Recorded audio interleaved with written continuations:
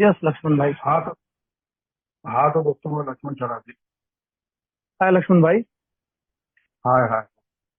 आज मैं शराब पिया नहीं करके अच्छा जीवन, संयमी जीवन जीने का प्रयास जारी है। दोस्तों, मैं विद्यापति समूह का सदस्य हूँ और मैंने स्पॉन्सर लिया है और 12 कदमों पे काम करके संयमी जीवन जीने का प्रयास चालू है मित्रों। तो आज दोस्तों मेरे को online group, pioneer online group समूह ने आमंत्रित करके सुधार की पहली सीढ़ी स्वीकार, यह विषय पर बोलने का मौका दिया है। मैं पायोनियर समूह ऑनलाइन समूह का शुक्रगुजार हूँ दोस्तों। तो मेरा एक बहुत छोटा सा अनुभव बताऊंगा मैं। 2014 की बात है, ये में आने के पहले, मेरे संदेश मिलने के 7-8 दिन के पहले की बात है। तो दोस्तों, मेरे बुआ बीमार थे और मेरे बुआ के लड़के ने मेरे को फोन किया था। बोले, माँ बीमार है, यानी मेरी बुआ बीमार है, तो तू बोले तेरे लड़के को लेके दवा घर को चले जाओ, क्योंकि मेरा लड़का डॉक्टर था। और मैं मेरे लड़के को लेकर वहां गया और वो उस टाइम में खेत में गया था, तो उसको थोड़ा खेत में से आने को समय लग रहा था। तो मैं वहां गया और लड़के को लेके, लड़के ने वो मेरे बुआ को तपासा और तपासने के बाद उसने बता दिया कि बोले इसको, पिताजी बोले इसको भर्ती कर दो बोले, क्योंकि अभी घर में रखने काम की इसका समय बोले बहुत समय कम है बोले इसके पास अब। तो फिर मेरे को जवाबदारी बढ़ गई, मैंने उसको हॉस्पिटल में, अच्छा हॉस्पिटल में भर्ती किया। वो- मेरे जीजा भी थे, मेरी बहन भी थी। और उसको भर्ती करने के बाद मेरा फिर आतो भाई के, जो बुआ का लड़का था, वो भी 1-1.5 घंटे में आ गए। उसके बाद में फिर शाम हो गई। शाम होने के बाद सब चले गए। वो तारीख थी 31 दिसंबर, और उसको आईसीयू में भर्ती कर दिया। रात में सब चले गए, हम दोनों ही फिर वहां रह गए थे। और वो 31 दिसंबर देखो, हमारी बुआ आईसीयू में भर्ती है। परिस्थिति क्या है, वास्तव क्या है, और 31 दिसंबर हमको बड़ा बेचैन कर रहा है। और मेरा आपका भाई भी बोले बोले कि बड़ा दुख हुआ है, आप लक्ष्मण बोले माँ बीमार है, आईसीयू में भर्ती की है। अरे बोला भैया तू काय को चिंता करता है, क्योंकि मेरे को उसके दुख का समाधान की औषध मेरे पास थी। और मेरे को मालूम था कि ये क्या मांग रहा है। और मैं उस टाइम रात को गया, 2 क्वार्टर मैंने ब्लैक से लिए उस दिन, घर से डब्बा लेके आया। और सीसी कैमरे, दवाखाने में तो सीसी कैमरा था। वो मेरा हाथों भाई बोल रहा था मेरे को, तो बोले सीसी कैमरा यार क्या पैसा। अरे बोला तू लोडी मत ले, चिंता मत कर, मैं देख लेता क्या है। तो मैंने एक बिस्लरी में पानी भर के और उसमें कॉटन डाल के, और हमने जो ओढ़ने को लेकर गए थे, वो ओढ़ने का घर पे लेकर वो घों वो घोंगड़े में ही हमने 31 दिसंबर मनाया। यानी परिस्थिति क्या है, वास्तव क्या है, परिस्थिति का हमको भान नहीं है। हम परिस्थिति को स्वीकार नहीं सके। हम एक ही बात को स्वीकार किया हमने कि हमें शराब चाहिए, हमें शराब चाहिए। कोई मर रहा है या जिंदा है या आईसीयू में भर्ती है, हमको रात में कभी काम भी गिर सकता था, तबीयत खराब हो जाए या कुछ हो जाए, तो हमको रात को उठना पड़ता था। लेकिन हमने कोई भी बात को स्वीकार नहीं किया। जो परिस्थिति क्या थी, उस परिस्थिति का स्वीकार नहीं किया। हमने एक ही बात का स्वीकार किया कि हमें चाहिए यानी चाहिए। 31 दिसंबर हमको मनाना है यानी मनाना है। एक शराबी की जो है फितरत ही वैसी रहती है। डॉक्टर हरियम साहब ने बोला है उनके अनुभव के माध्यम से, एक शराबी की जो फितरत है वो ऐसी होती है। और परिस्थिति स्वीकारने की परिस्थिति नहीं रहती उसकी। परिस्थिति के सामने हार मानने की, स्वीकार करने की, हार मानना और स्वीकार करना एक अल्कोहलिक की फितरत ही नहीं रहती। ये उनके अनुभव के माध्यम से, वैद्य के अनुभव के माध्यम से साइकेट्रिस्ट ने ये बताया, और डॉक्टर खिलकत ने भी यही बताया कि एक शराबी जो है, हार मानना या स्वीकार मानना ये इसके स्वभाव में होता है। एक शराबी स्वीकार मानने को ताजा सर्जी तैयार नहीं रहता, इजीली तैयार नहीं होता। मरेंगे तो भी चलेगा, यानी जिंदगी दांव पे लगा दिया। तो ये हार मानना हमारे जैसे शराबी के फितरत में नहीं रहता। और फिर उसके बाद में मेरी जो बुआ है, ये बुआ गुजर गई दूसरे दिन दोपहर में। जब वो दोपहर में गुजर गई और हम बाहर में शराब पी रहे थे, और बाहर में हमको संदेशा आया। संदेशा आने के बाद जो ग्लास में शराब पड़ी थी, कुछ बोतल में शराब पड़ी थी, वो हमने छोड़ के नहीं आए। वो शराब पूरी शरीर में उतार कर नहीं आए। यानी कि हमारी फितरत क्या रहती, शराबी परिस्थिति के बारे में, वास्तव के बारे में हमें स्वीकार करने की भाव नहीं रहती। और उसके बाद में फिर दूसरे दिन मौत का सामान लाने के लिए शराब पी रहे, मशान में लेके जाने के लिए शराब पी रहे, बैंड बाजा ठहराने के लिए शराब पी रहे। फिर वो जो राख रहती, जो मशान में खास लेके जाते हैं, नैवेद्य लेके जाते हैं, वो मशान में भी हमने शराब पी।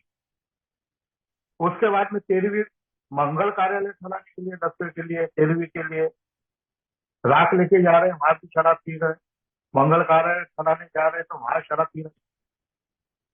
शराब शराब शराब, शराब ने हमको कहीं का नहीं छोड़ा।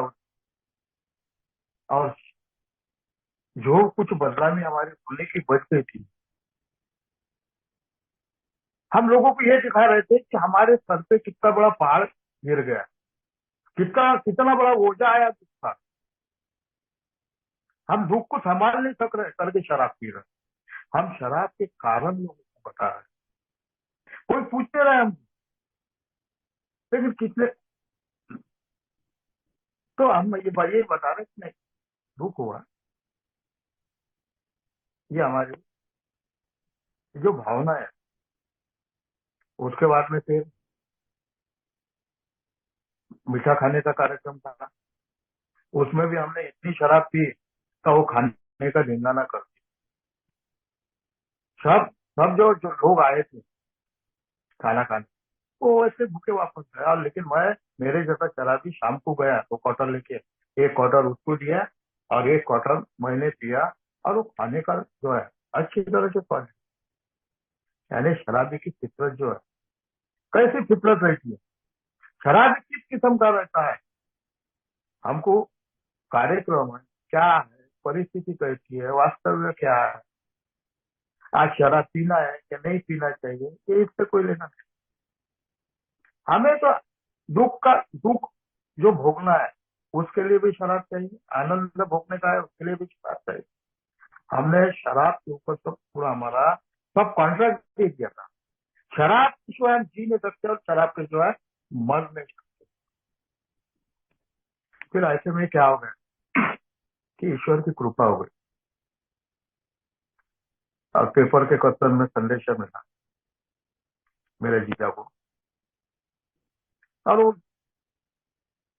2 बंदे, सवेरे मैं उठा, मेरा आतो भाई भी शराब था, मैं भी शराब, और मेरे को रात को वहीं खाना खाने को बुला लिया। मैं रात को गया था वापस, और सवेरे उठा, मेरे आतो भाई ने बताया था कि दो दो बंदे आने वाले हैं, हमारे अपनी शराब का बंदोबस्त कर रहे हैं। तो मैं वहां सवेरे उठा, मेरा आतो भाई पहले उठा था, उनके पास बैठा था, और मेरे को मैं आवाज दिया, हाँ बोले, दोस्त बैठ, बोले, बोला मैं पेशाब से आता हूँ, लैट्रिन से आता हूँ। लैट्रिन में गया, मैं विचार कर रहा है कि पुलिस वाले के जैसे दिख रहे हैं। अपन ने मीठा खाने के लिए कान बजाया, फिर भी मैं कान बजाया, हो सकता है जीजा ने पुलिस वालों को बुलाया हो, हमारा बंदोबस्त करने। भाई लैट्रिन का हम और विचार वही ज्यादा कर रहे हैं, कौन होंगे, क्या होंगे, कैसा होगा। तो मैं लैट्रिन हाथ हाथ धो के आया, आप बोले बैठ गए। फिर मैं बैठा, उसके बाद फिर बैठने के बाद उन्होंने पूछा कि दोस्त बोले कोई शराब की समस्या वगैरह है क्या, बोले तेरे को। अरे भैया मैंने बोला शराब की हमको तो समस्या नहीं, हम शराबी की मौत में नहीं जाते। अच्छी बात है बोले, सही समस्या तेरे को यही चल रहा है, तू शराब पीता नहीं, शराब की समस्या नहीं। तो मैं अचंभे में गिर गया, मेरे को तो ऐसा लग रहा था कि मैं इनको उल्लू बना। लेकिन उसने एक बताया कि भैया बोले शराब की समस्या तेरे को नहीं थी, लेकिन मेरे को नहीं है बोले तेरे को, लेकिन मेरे को थी बोले। आज हम जैसे तेरे पास दो बंदे आए, मेरे पास भी दो बंदे आए थे, उन्होंने भी हमको ये का कार्यक्रम बताया था और हमने उसका सुना, विश्वास किया, उसके साथ गए। आज हम ये की मीटिंग करते, 14 साल की शराब से दूर है, एक बोले 7 साल की शराब से दूर है। बोला साला ये शराब से कैसे दूर रह सकते हैं, इतनी बड़ी प्रिय चीज, हम सब कुछ शराब के सामने सब कुछ छोड़ने को तैयार है, लेकिन शराब को छोड़ने को तैयार नहीं। और ये बंदा बोलता है 7 साल से शराब से दूर है, एक बोलता है कि 13 साल से शराब से दूर। तो मुझे कुछ तो भी अचंभा लगा कि ये कैसे शराब से दूर रह सकते, कि साले फेंका फाकी कर रहे हैं, कि झूठ बोल रहे हैं। क्योंकि मैंने भी शराब छोड़ा था, 11 महीने पीएचडी किया था, फिर शराब पिया। तो मैंने वो बंदे को पूछा, बोला मैं भी 11 महीने शराब पिया, 11 महीने शराब छोड़ा था, मेरा एक्सीडेंट होने का। और मैंने वो किस्सा बताया उसको। बोला देखो भाई, मैंने बोला मेरा तो विश्वास नहीं है, क्योंकि मेरा एक्सीडेंट हुआ था, मैं दवाखाने में 3.5 महीने भर्ती था। 3.5 महीने भर्ती होने के बाद मैं दवाखाने में, मेरे को कोई शराब लाके देता नहीं था, मेरे पास पैसे नहीं थे करके मैं शराब पिया नहीं। फिर मैं घर को आया, घर को भी वही परिस्थिति थी, मेरे पास पैसे नहीं थे, मैंने शराब पिया नहीं। और फिर ऐसे परिस्थिति में मेरे को ऐसा लगता था कि मैं शराब पी नहीं रहा है, मेरी बीवी ने मेरी सेवा करने को ना। अब वो क्या सेवा करेंगे, एक तो मैं बिन पगारी खुला दिखा, पहले भी पगार ड्यूटी पे जाता था, एक्सीडेंट होने के पहले आधे अधूरे पैसे देता था। अब तो एक्सीडेंट हुआ, कुछ पैसे नहीं आ रहे, तो मेरी बीबी दूसरे का काम करने जा रही, बर्तन धोने जा रही, और मेरी आशाएं लगी कि उसने मेरी सेवा करनी। और फिर मेरी बीबी मेरे को गालियां बक रही, कुछ बोल रही, तुम्हारे वजह से सब ढींगाना हो गया, बच्चों का ये हो गया, हाल हो गया, अपिष्ट हो गया, ये सब बातें। और मेरे में एक बच्चा का भावना आ गई, मैंने एक ही विचार किया, अब मरे तक शराब नहीं पीने की।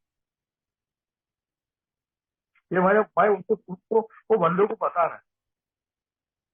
और फिर मैंने बोला 11 महीने में शराब, अ, 2-3 महीने शराब पिया नहीं, ड्यूटी पे गया, पगार किया, फिर शराब पिया नहीं। और कुछ लोगों के पास रात, कुछ लोगों के साथ रात को बैठता था, मार्च मार्च एंडिंग में काम चलता था।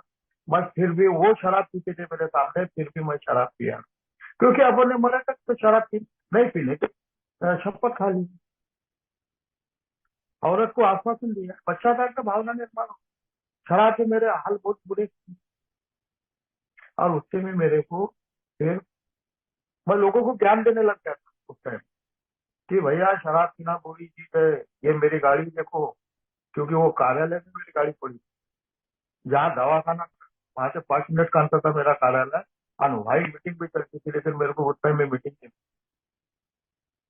हो सकता है ईश्वर की इच्छा होगी कि फटने जो साले थे, जितनी फटने की। लेकिन मैं लोगों को ज्ञान दे रहा है शराब पीना बुरी बात, और मरे तक अब मैं शराब पीऊंगा। मेरे को इंदौर की पत्रिका की शादी थी, औरत को बोला आपने कुछ जाने का, माहौल भाई की शादी है। लेकिन हुआ क्या, औरत नहीं बोली, मैं हाउ बोल रहा। उसने नहीं लाख से मेरे को जाने की परमिशन दी। उसको मालूम था कि इसने कई बार ऐसी शराब छोड़ी, 2-4 महीने फिर पिया है, हो सकता है उधर जाके पिए। और मैंने परमिशन नहीं दिया तो यही पिए, तो उसने मेरे को परमिशन दे दिया। मैं इंदौर गया शादी को, मंगल कार्यालय में गया, नहाया गया, मार्केट गया, मंदिर गया, दर्शन किया, प्रेजेंट लाया। और उस टाइम में मेरे को खूब भूख लगती थी, कोई मेरे में विचार अच्छा हुई कि क्या दे। और फिर मार्केट जाके अपने मंगल कार्यालय आए, वहां शादी लगने को बहुत देर, भूख लगी, मैंने बोला नाश्ता कर लो। एक पलटे वाले पूछा, मैंने बोला भैया कहीं होटल है? बोला हाँ होटल है ना। बोला अच्छा, वो रोड क्रॉस कर लो। वहां गए, वहां देखता तो होटल में ऑर्डर दिया मैंने, वेटर को बुलाया, चाय बुलाया, सिगरेट बुलाया, चाय सिगरेट आ गए, एक एक निवाला खाया, सिगरेट छिलगाया, चाय की चुस्की ली, और इधर उधर देख रहा था कि क्या हुआ। कुछ एक कंपार्टमेंट में कुछ लोग दारू पी रहे थे, सिगरेट के धुएं चल रहे थे, मैं उधर देख रहा है। मेरे मन में भी विचार आया कि अपन ने भी एक 90 मार देने को ना, क्या हरकत है। मेरा अंदर से मन करता, तूने भी लक्ष्मण बहुत शराब पिया, बहुत मजा मारा, बहुत गटर पे भी गिरा। ये सब बातें मेरे को याद है। और एक मन कर रहा है कि नहीं रे लक्ष्मण, तेरे को जमीन ना लगे, शराब ने बहुत दुख किया। विवेक और अविवेक की विचारों की धुंध धुंध चल, लड़ाई चल रही।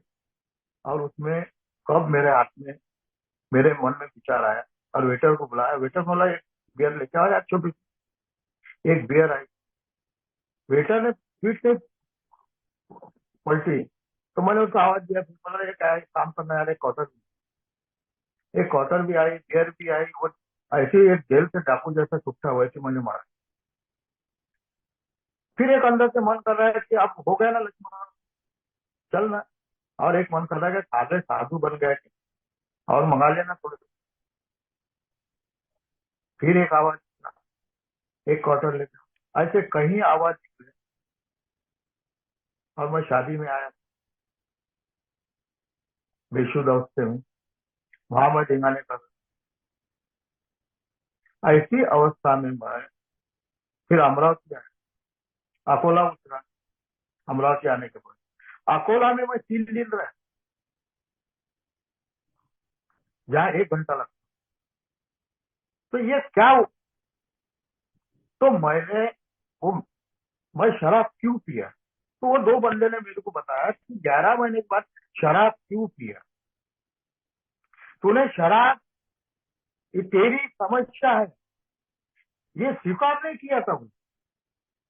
शराब में दिए हुए दुख, शराब के जो परिणाम है, उसके वजह से तूने शराब छोड़ी थी, डर के वजह से शराब छोड़ी थी। तेरे में डर पैदा हुआ था कि मैं फिर शराब पीऊंगा तो फिर मेरी हालत ऐसी होगी, घर की परिस्थिति ऐसी होगी, समाज में मेरी परिस्थिति जो बिगड़ी थी वो फिर से वो परिस्थिति होंगी। वो परिस्थिति के सामने, वो परिस्थिति जो है परिणाम, वो परिणाम की वजह से तूने शराब छोड़ा था। तेरी शराब समस्या है, यदि तेरे को मालूम ही नहीं था, तूने शराब के सामने हाथ नहीं माना था, तूने डर के सामने हार माना, तूने मेरे को शराब की समस्या है, मैं माप में पी नहीं सकता, मेरे को मद्यपान नाम की बीमारी हुई, ये बात तूने स्वीकार ही नहीं की। और हम जो आज 13 साल से शराब से दूर है, 7 साल से शराब से दूर है, तो अल्कोहलिक एनोनिमस का कार्यक्रम, अल्कोहलिक की पहली जो सीढ़ी है, जो आज हम सुधरे हुए दिख रहे हैं, बिना शराब पिए दिख रहे हैं, ये पहली सीढ़ी जो है शराब की, शराब के सामने हार मान, ये पहली सीढ़ी। दोस्तों, तो उसने ये मेरे को बताया कि ये जो सीढ़ी है, तो ये सीढ़ी से चलना पड़ेगा, क्योंकि तेरे को, तूने शराब छोड़ी थी, लेकिन रुकी हुई शराब रोक कर रखने के लिए तेरे पास कार्यक्रम नहीं था, इसलिए तेरी शराब रुकी हुई रुक नहीं सकती। और यहाँ कुछ टिप दी है, वो टिप के अनुसार हमने, हमारी जो शराब छूटी है, हम शराब से जो दूर है, हमने शराब रोक के रखी है, शराब छूटी नहीं हमारी। तो हमने यहाँ आने के बाद अल्कोहलिक एनोनिमस का कार्यक्रम हमें क्या कहता है कि हमें शराब के सामने हार माननी है, और हार मानने की कि मैं शराबी हूं, ये मेरे को स्वीकार करना पड़ेगा। जब तक मैं स्वीकार करता नहीं, जब तक मैं हार नहीं मान सकता कोई चीज के सामने, क्योंकि मेरे को ये मालूम नहीं है। मैं जब स्वीकार कब करूंगा कि मेरे को जब मालूम गिरेगा मैदान में जो लड़ने वाला जो गिरता है मेरे से बहुत बड़ा बलवान है, उसमें एक पटक नहीं मारा तो मैं हार सकता हूँ, पहली इसमें हार सकता हूँ, वो मेरे से बलवान है, ताकतवर है।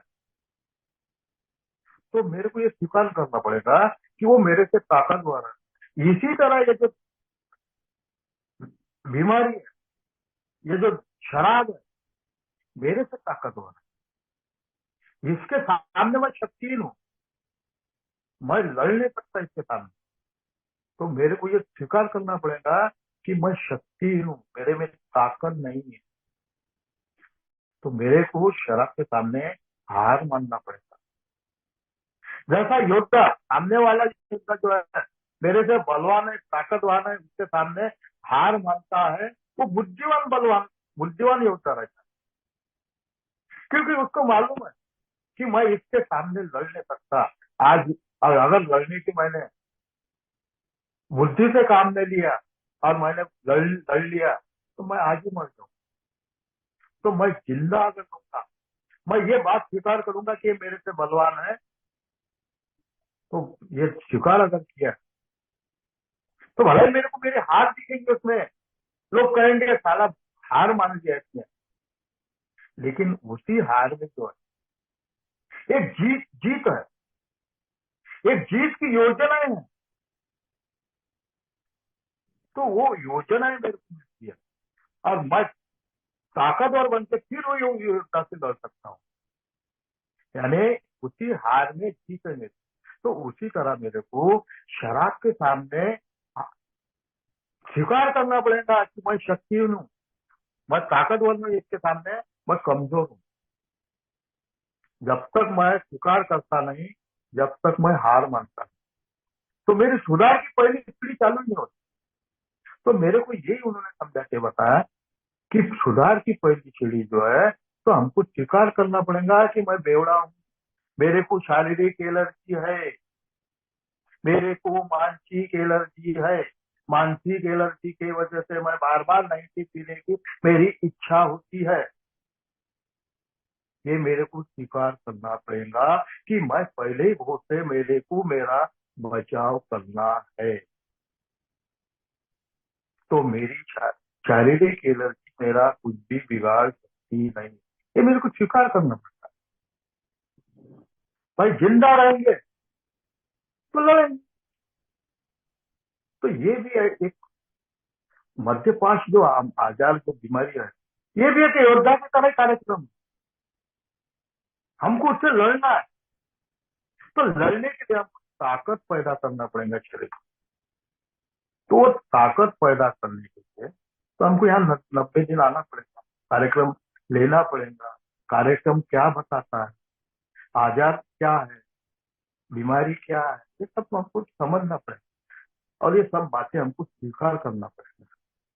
तो ये स्वीकार की पहली सीढ़ी बताइए, और ये स्वीकार की पहली सीढ़ी की आधी सीढ़ी है, देखो। और आधी सीढ़ी हमको क्या कहती है, जो हमारे जीवन की अस्त व्यस्तता, ये शराब की वजह से तो हमारा जीवन अस्त व्यस्त है। सिर्फ हमने शराब शराब मेरे को बीमारी है, एलर्जी है, ये स्वीकार कर लिया तो हम शराब से दूर रहेंगे। लेकिन कार्यक्रम ये खत्म नहीं होता, इतना स्वीकार करने से खत्म नहीं होता। तो ये शराब की वजह से, ये शराबी विचार की वजह से मेरा जीवन भी अस्त व्यस्त हो गया। तो ये भी मेरे को स्वीकार करना पड़ेगा, मेरे में स्वीकार भावना लानी पड़ेगी कि मैं शराब के सामने तो हतबल हुई हूँ, परिस्थिति के सामने भी हतबल हूँ। मेरे को जो आज जो है व्यक्तिगत संबंध जो है, मेरे लोगों से संबंध बिगड़े, मैंने शराब के समय भी कुछ संबंध बिगाड़े, आज शराब नहीं पीता तो भी मेरे संबंध बिगाड़े। बिगड़े हुए, मेरे हर जगह संबंध बिगड़े, रिश्तेदारी में संबंध बिगड़े, आजू बाजू में संबंध बिगड़े। आज ये मैं मीटिंग में आता हूँ, यहाँ भी मेरे संबंध बिगड़े हुए। तो ये बातें मेरे को स्वीकार करना पड़ेगा। सिर्फ शराब के सामने स्वीकार हार मानने से नहीं चलेगा। तो ये भी बातें मेरे को स्वीकार करना पड़ेगा। मेरे को मेरा भावना कंट्रोल करते नहीं आता, मेरे को भावना पे नियंत्रण नहीं रखते आप। जो मेरा भावना है, मेरे को गुस्सा आता है तो इतना बड़ा गुस्सा आता है कि बस पूछो मत। मैं किसी का मेरा हाथ से मर्डर हो सकता है, ये भी स्वीकार करना पड़ेगा। गुस्सा, दुखी हुआ तो मेरे को शराब होना, आनंद हुआ तो शराब होना। मैं ना आनंद पाल सकता, आनंद ले सकता हूँ ना दुखी हुआ तो दुख बर्दाश्त करता हूँ, कर सकता हूँ। तो ये इसके सामने भी मैं हतबल हूँ, ये मेरे को स्वीकार करना पड़ेगा। मेरे जीवन की जो अस्वस्थता है, ये भी मेरे को स्वीकार करना पड़ेगा। आज भी मेरे को मेरे जीवन का मेरे को निर्वाह करके आता नहीं, अच्छा जीते नहीं आ रहा है, सुखी आनंद जीते नहीं आ रहा है। शराब पीती, लेकिन मेरे जो विचार है शराब भी देती, शराब नहीं पीता थे। आज भी औरत को वही तकलीफ दे रहा है, घर में वही तकलीफ दे रहा है, बच्चों को वही तकलीफ दे रहा है। मेरे को ये बातें स्वीकार करना है। मैं 24 घंटे भयभीत रहता हूँ, डाला डाला रहता हूँ। मेरे को ऐसा लगता है साला उसको मारा था, मैंने उसको गाली दिया था, ये किया था, वो किया, उसके किसी के मेरे आंख के पैसे हैं, किसने दरवाजा खटखटाया, डरा डरा रहता हूँ। मैं कोई भी रास्ते से जा नहीं सकता, चारों तरफ से मेरे को डर पैदा हुआ।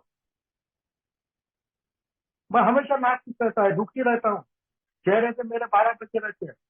सिर्फ डायरेक्ट से बोलता हूँ मैं कि आज मैं आनंदी हूँ भैया, सुखी हूँ, बड़ा मजे में हूँ, लेकिन कितना सुखी हूँ और कितना आनंदी हूँ, ये मेरे को मालूम। और आज भी मैं शराब नहीं पीता हूँ, काम धंधे पे डरता हूँ, रोज चिंता करता हूँ मेरे को काम मिलेगा या नहीं मिलेगा, घर बैठे चिंता करूंगा, काम पे जाऊंगा नहीं, घर में ही सोचूंगा, घर से ही मेरे को काम देने वाला आदमी कौन है। मैं एक डिस्पोजल केस बन गया, आलसी किस्म का।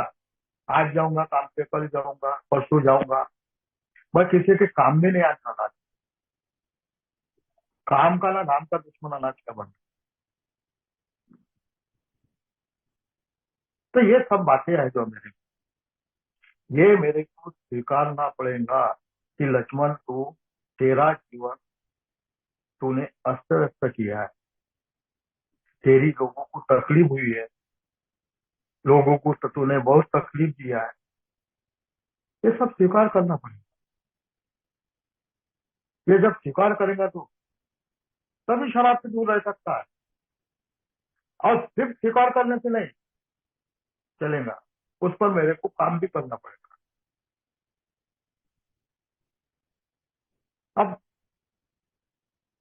मेरे सिर्फ व्यक्तिगत संबंध खराब नहीं, मेरे ईश्वर से भी संबंध खराब हुई। मैं पहले ईश्वर को मानता था, शराब पीने के पर मेरी कई नाजायज, मेरे जायज की डिमांड थी तो वो पूरी करता था ईश्वर। लेकिन कालांतर से क्या हो गया कि मेरे नाजायज डिमांड बढ़ गई ईश्वर के प्रति, कि मेरे को ये होना, वो होना, अमका होना, धमका होना, काम को काम करना नहीं, फुकट में सब मिलने को ना, एक नजर खोल के भगवान के सामने बहुत नाजायज मैंने डिमांड किया, और वो डिमांड पूरी होने को ना। कुछ जायज है वो पूरी, 1 सवा रुपए के नारियल के बच्चे में मैंने लाखों की डिमांड, लेकिन उसने वो पूरी नहीं की। तो पूरी नहीं की तो मेरे भगवान से भी रिलेशन खराब हो। भगवान है ही नहीं, मेरे लिए नहीं है, होगा तो दूसरे के लिए होगा, मेरे लिए कष्टदायी है, दुखदायी है। लेकिन अल्कोहल का सिर्फ अस्थिरता मानने की है, शराब के सामने हार माननी है, इससे से काम नहीं चलेगा। अल्कोहलिक एनोनिमस में मेरे को सुधार का कार्यक्रम देना है। पहली सीढ़ी सुधार की हो गई मेरी, बाकी मेरे को 12 सीढ़ियां चलना है। तो इसी तरह हमारा आध्यात्मिक साहित्य पसंद हो गया है।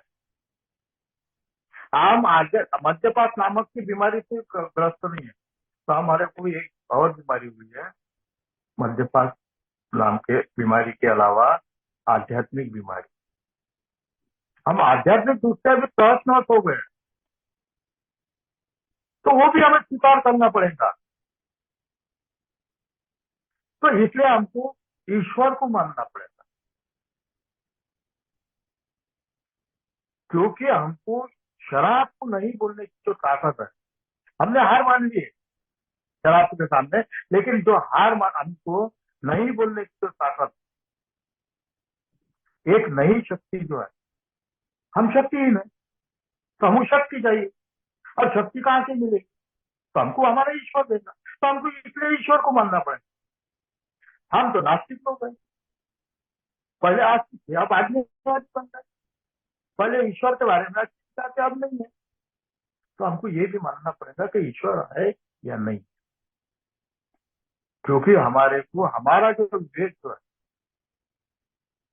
हमारे में जो बीमारी है, बीमारी से बाहर निकालने के लिए ईश्वर ही हमको निकाल सकता। वो वही एक महान शक्ति है, हमारे से बड़ी शक्ति है। तो ये हमको वो शक्ति का भी स्वीकार करना पड़ेगा। और मेरा तो शक्ति कहा उसके समय, तो मेरे वो बंदे ने कहा, स्पॉन्सर ने, इनिशियल स्पॉन्सर बन गया था। मैं जब ये में आया, मैं विश्वास किया, मेरे को वो जो बताया उसकी वजह से मेरे भी शराब छूट गई। विश्वास किया, ये पे मेरी श्रद्धा बढ़ी। तो उस बंदे ने एक ही कहा, अरे छोड़, बोले ईश्वर को माने मत। तो अभी कितने साल से ये में आ रहा, उन्होंने 1.5 साल काई को आ रहे थे, बोला मेरे शराब छूटी। फिर बाहर तेरी शराब नहीं छूटी, एक के कार्यक्रम में शराब छूटी। आज तो तू जेल में होना था बेटा, आज तो भीख मांगते नजर आने। तो ये के मीटिंग में उसी ईश्वर ने तेरे को ये के मीटिंग में लाया ना। जो भी ईश्वर होगा, शराब से जुड़ी नीति ना, अरे जानते बोले ईश्वर को मान, तो हायर पावर को मान, चेयरमैन को उच्च शक्ति मान, फेलोशिप को उच्च शक्ति मान। तो मेरी जो संकल्पना है, मेरे को स्वीकार करना पड़ा कि ये जो मेरी जो गलत धारणा थी ईश्वर के बारे में, ये स्वीकार करना पड़ा। और यहाँ आके वो मेरी धारणा बदल, अल्कोहल ने मेरी वो धारणा बदला है। वो स्पॉन्सर ने, मीटिंग ने, मेरी शराब रोकने की वजह से मेरी श्रद्धा बढ़ गई, विश्वास का रूपांतर मेरा श्रद्धा में बढ़। तो मेरे को कोई तो भी हायर पावर है, ये स्वीकार करना पड़ा। जब मैं स्वीकार करता हूं तो आगे बढ़। उसी तरह मैं तीसरे कदम कदम में मेरी इच्छा और परमेश्वर के स्वाधीन करना है। जिस मेरे को उच्च शक्ति हायर पावर जब तक समझता नहीं, जब तक मैं किसी के स्वाधीन कर नहीं सकता, तो मैंने मेरी इच्छा, और मेरी इच्छा कौन सी थी? सब मेरी इच्छा थी। ये इच्छा ने तो मेरे को बर्बाद कर दिया, शराबी बनाया मेरी इच्छा ने। मैंने इच्छा का बहुत वापर कर दिया मेरे। मैं खुद को परमेश्वर समझता था, ईश्वर समझता था, खुद को डायरेक्टर समझता था, खुद को बड़ा मालक समझता था। लेकिन अब नहीं, मेरी इच्छा से चलने वाला काम नहीं है। मैं मेरा जीवन नहीं चला सकता हूँ। मेरे को मालूम गिरा, मेरी कंपनी डूब गई, मेरे को कोई तो भी मैनेजमेंट चाहिए, तो वो हायर पावर, उच्च शक्ति, तो उसके स्वाधीन मेरे को मेरा जीवन करना पड़ेगा। ये बातें मेरे को स्वीकार करना पड़ेगा कि मैं मेरा जीवन नहीं चला सकता, तो मेरे को किसी की तो भी जरूरत थी। तो ये सब बातें मेरे को करना पड़ेगा, और मेरे को इच्छा जीवन स्वाधीन करने के लिए एक निर्णय लेना पड़ेगा इच्छा उसका, कि मेरे को इच्छा और जीवन मेरा परमेश्वर के स्वाधीन करना है। सिर्फ निर्णय लेने से काम नहीं चलेगा, उस पर काम भी करना पड़ेगा। कार्य बिना विश्वास मर जाता है। तो मेरे को विश्वास में से श्रद्धा प्राप्त करनी है, तो मेरे को पूर्ति करना पड़ेगा। तो मैंने जो है मेरी गृह शुद्धि करना पड़ता है। जब मैं मेरा गतायुष्य का जो मेरा पुराना जो जीवन था उसका मैं जो आढ़ावा लेता अंदर जाता हूँ तो मेरे को एक मालूम देता है कि मैं कितना नंगा हूँ, मैं कितना गंदा हूँ। आज मैं नहाता हूँ, धोता हूँ, घर की सफाई करता हूँ, मंदिर तक जाता हूँ, मंदिर में जाता हूँ, मूर्ति के सामने जाता हूँ, दर्शन लेता हूँ, लेकिन सिर्फ मेरा प्रवेश कहाँ तक है? मूर्ति तक ही प्रवेश है। मूर्ति के अंदर नहीं है, ईश्वर के अंदर मेरा प्रवेश नहीं। क्यों प्रवेश नहीं है? कि मैं अंदर से गंदा हूँ, ऊपर से नहाया धोया हूँ, अंदर से गंदा हूँ। वो ईश्वर की तरफ जो जाने वाले रास्ते हैं, ईश्वर के मन में मन मेरा वास होने को ना, ईश्वर मेरे मन में वास होने को ना, तो वो रास्ता मैंने रोक के रखा है, उसे स्पीड ब्रेकर लगाए, रोडे पैदा किए है उस रास्ते में। तो वो रोडे मेरे को निकालना पड़ेगा, मेरे मन की गंदगी सफा करना पड़ेगा। तो मेरे मन की गंदगी कौन सी है? तो मेरे स्वभाव दोष, जो स्वभाव दोष है, मैंने लोगों को तकलीफ दी है, मैं खुन्नसबाज, अहंकारी, लोगों को तकलीफ दी है, पैसे की तकलीफ दी है, किसी को लैंगिक दुष्टाचार दिया है, किसी को शारीरिक दुष्टाचार दिया है, किसके पिछवाड़े मारी, ये सब बातें मेरे को ध्यान में स्वीकार करना पड़ेगा कि मैं लक्ष्मण, तू इतना बड़ा अंदर से गंदा है, ये तेरी साफ सफाई तेरे को करना पड़ेगा। ये सब मेरे को लेखा जोखा करना पड़ेगा मेरे जीवन का, कि मैं कितना नंगा हूँ, कितना गंदा हूँ। ये सब बातें मेरे को स्वीकार करना पड़ेगा, और ये बातें स्वीकार करके सिर्फ स्वीकार करके नहीं चलेंगी, इसकी कबूली देना पड़ेगा मेरे स्पॉन्सर के पास, ईश्वर के पास। ये जो लेखा जोखा जो मैं बनाऊंगा, प्रसन्नता सर से बनाना पड़ेगा, निर्भय होकर बनाना पड़ेगा, डर डर के नहीं बनाना पड़ेगा। और मेरे को पहले खुद खुद से पढ़ना पड़ेगा कि मैंने मेरी गंदगी जो है पूरी तरह लिखी कि नहीं, कि आधी अधूरी लिखी, गंदगी का जो स्वरूप है कम करके तो नहीं लिखा। ये मेरे को खुद पहले पढ़ना पड़ेगा और ईश्वर के सामने पढ़ के बताना पड़ेगा। ये ईश्वर, मैंने ये ऐसे तो गंदे काम किए हैं, ये कबूली देकर मेरे को ईश्वर को ये बोलना पड़ेगा कि ईश्वर मेरे को माफ कर। ये सब कब होगा? कि मैं स्वीकार करूंगा कि ये गंदगी ईश्वर ही साफ कर सकता है मेरी। और ये सब लेखा जोखा मेरे स्पॉन्सर को भी बताना पड़ेगा, निर्भय होकर। ईश्वर मेरे को माफ करेगा, ये मेरे को मालूम, क्योंकि जब मैं स्वीकार करता हूँ हर बात, चौथे पायरी का मैंने जब मेरा गंदगी स्वीकार की कि ये गंदगी है, तो वो गंदगी साफ करने के लिए ईश्वर के गुनाह कबूल करूंगा, मैं मेरी गंदगी स्वीकार करूंगा ईश्वर के सामने, तो मेरे को माफ करने वाला। और मेरे जो स्वभाव दोष है, ये मेरे को डांबर के जैसे चिटके हुए रहते हैं। मैं एक स्वभाव दोष पे काम करता हूँ तो दूसरा स्वभाव दोष उभर के आता है। अहंकार तुरंत जन्म लेने वाला है, ये मेरे को स्वीकार करना पड़ेगा कि मेरे स्वभाव दोष जो है ये मेरे को डांबर के जैसे चिटके हुए है। लाख कोशिश कर रहा हूँ, निकलते नहीं। एक स्वभाव दोष पे काम करता है, दूसरा स्वभाव दोष उभर के आता है, तीसरा स्वभाव दोष उभर के आता है। तो ईश्वर को मेरे को ये बोलना पड़ेगा कि ईश्वर, इतनी बड़ी जटिल समस्या जिसने मेरे को शराब से बाहर निकाला, कोई मानव काम में नहीं आया था, कोई देव काम में नहीं आया था, ईश्वर काम में नहीं आया था उस, तो तूने इतनी बड़ी जटिल समस्या जो ईश्वर को मैंने माना, जाना, पहचाना, वो ईश्वर ने इतनी बड़ी जटिल समस्या से बाहर निकाला। तो ये स्वभाव दोष तो कुछ नहीं है, इसमें से भी तू मेरे को बाहर निकालेगा। ये मेरा विश्वास बढ़ने को ना, मेरे में एक स्वीकार भावना आने को ना, विश्वास करने की ईश्वर पे।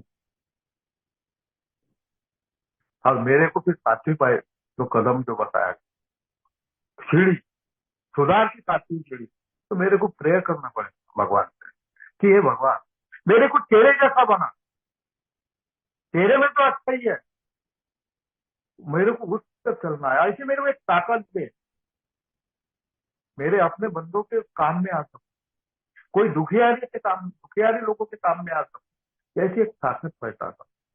तो ये मेरे में जो है कमजोरी है, कमियां, ये मेरे को स्वीकार करना पड़ेगा वो ईश्वर के सामने।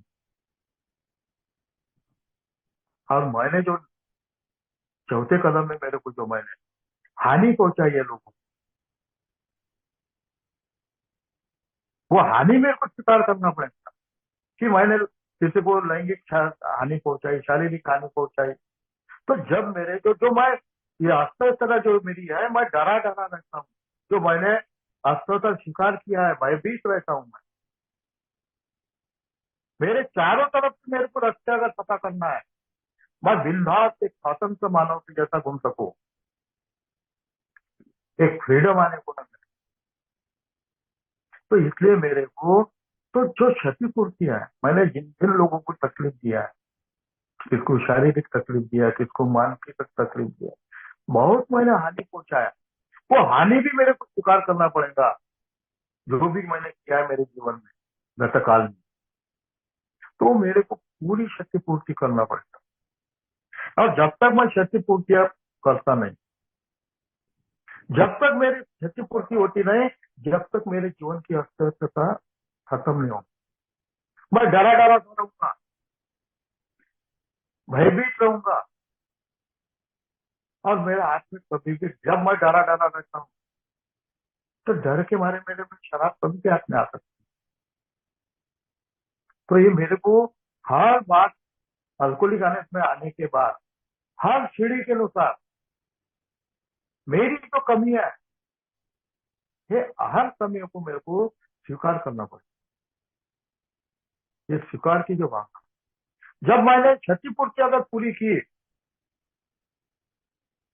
मेरी पूरी गंदगी सफा, जो मैंने स्वीकार किया है भगवान के सामने कि मैंने ऐसी ऐसी गंदगी पैदा की है मेरे शरीर, तो मेरा क्षतिपूर्ति होने के बाद पूरा शुद्धिकरण होगा। और जो मेरे को विजडम जो है, उसके कदम में मेरे को ईश्वर ने विजडम जो देने का वादा किया है, वो विजडम मेरे को, मेरे में शांतपन एक वापस मिलेगा मेरे को। और आगे मेरे को अब शांतपना से जीना है, शायनेपना से नहीं। और मैं जब शायनेपना से जीता हूँ, आज मेरी एक भावना तैयार हो जाती है, अब मेरे को गंदगी नहीं करनी। बहुत गंदगी किया लक्ष्मण तूने, बहुत गंदे में किया, अब तेरे को अच्छा जीना है, अब गंदगी करना नहीं। तो एक मेरे पास अब सारी नाम के शब्द का एक भंडार आ जाता। मेरे को किसी ने धक्का दिया, मेरा किसी को धक्का लगो, गलती किसी की भी रहो, मेरी रहो या किसी की रहो, तो मेरे पास एक सॉरी नाम का भंडार शब्द है। मेरे मुंह से एक ही निकलेगा, जाने दे भैया, रहने दे भैया, चलो आगे बढ़ो, तुम भी आगे बढ़ो, बस सॉरी। ये सॉरी नाम से शब्द के भंडार से मेरा जो अहंकार, ये ऊपर नहीं आता, नीचे दब जाता। ये अहंकार अगर ऊपर बढ़ गया, मेरे में सॉरी नाम का शब्द नहीं आया, तो मैं फिर शराब पी सकता हूँ। और जो भगवान से मेरा रिश्ता टूटा था, वो 11वें कदम मेरा भगवान से रिश्ता जुड़ता है। आज मैं 12वें कदम में जो, 12वें कदम में मेरे को जो, मैं जब दूसरों के काम में आ सकता हूँ, जो मैंने 6वें का 7वें कदम में मैं किसी के काम में आऊँ, ऐसी शक्ति मांगा, क्योंकि मैं शक्तिहीन है, मैंने स्वीकार किया था पहली कदम, तो मेरे को शक्ति प्रदान हुई। मैं जब ईश्वर के नजदीक जाऊंगा, मेरे में आध्यात्मिक जागृति होंगी, ध्यान और प्रेयर के माध्यम से, क्योंकि ये भी मेरे स्वीकार करना पड़ेगा कि ध्यान और प्रार्थना जो है, मेरे बस का रोग कभी मैंने जिंदगी में किया नहीं। उसकी मेरे को शर्म लगती है चीजों की। तो ये भी मेरे को स्वीकार करना पड़ेगा। जब भी मैं ध्यान और प्रार्थना लगा और मेरी आध्यात्मिक जागृति होंगी और 12 जब मैं हर किसी और शराबी की संदेशा देने जाऊंगा तो एक नई ताकत मेरे में पैदा होंगी, एक नई ऊर्जा पैदा होंगी। और वहां भी मेरे को स्वीकार करना पड़ेगा। वो मैं बार बार समझा के बता रहा है कि भाई अल्कोहलिक एनोस की मीटिंग को छोड़ो, कार्यक्रम समझा के बता रहा है वो, लेकिन वो अपनी लगा। तो वहां मेरे को एक स्वीकार करना पड़ेगा, नहीं रे लक्ष्मण, तू भी इसी की तरह था, बुरा मत मान, शराबी है, बीमारी है, ये बीमार है, इसके लिए भी प्रार्थना करना पड़ेगा। तेरे लिए भी कितने प्रार्थना की थी, ये मेरे को स्वीकार करना पड़ेगा कि मैं आज जिंदा हूँ। मेरे लिए भी अल्कोहलिक एनोस की मीटिंग में कितने प्रार्थना की, ये नई ताकत दी। तो मेरे को ये सब बातें जब तक मैं स्वीकार करता नहीं अल्कोहलिक एनोस की मीटिंग में आकर, स्वीकार भावना जब तक मेरे में आती नहीं, तो मेरी पहली पीढ़ी सुधार की तरफ बढ़ती नहीं। पहली पीढ़ी जो सुधार की है तो मेरे वो 12वीं पीढ़ी तक लेके जाए। लेकिन होता क्या है, पहली आधी पीढ़ी और बाकी की एकदम 12वीं पीढ़ी, क्योंकि हमारे में आज तक की जागृति, लेकिन हमने बीच की बातें स्वीकारी नहीं की। सिर्फ शराब के सामने अकबल है, शक्तिहीन है, हार मान ली, ये स्वीकार किया है। आधे पीढ़ी का आधी पीढ़ी हमने की करके आज हमारी हम फिर दारू शराब की तरफ क्यों बढ़ते हैं, तो उसी कारण। तो मेरे को शराब के और नहीं बढ़ना है, तो मेरे को सुखी आनंदी अगर रहना है तो शराब से सुधार की पहली पीढ़ी स्वीकार करना ही पड़ेगा। जब तक मैं स्वीकार करता नहीं, जब तक अल्कोहलिक एनोस का कार्यक्रम मेरे पे कार्य करेगा नहीं। बोलने की संधि दिए पायनियर समूह ने, मैं फिर से उनका शुक्रगुजार हूँ दोस्तों। थोड़ा गड़बड़ सड़बड़ हो गया, मेरा मेहमान आने वाले हैं आज, कोरपना के अपने ये मेंबर ही आने वाले हैं, अभी बंडेरा तक आ गए बोलते हो। तो धन्यवाद।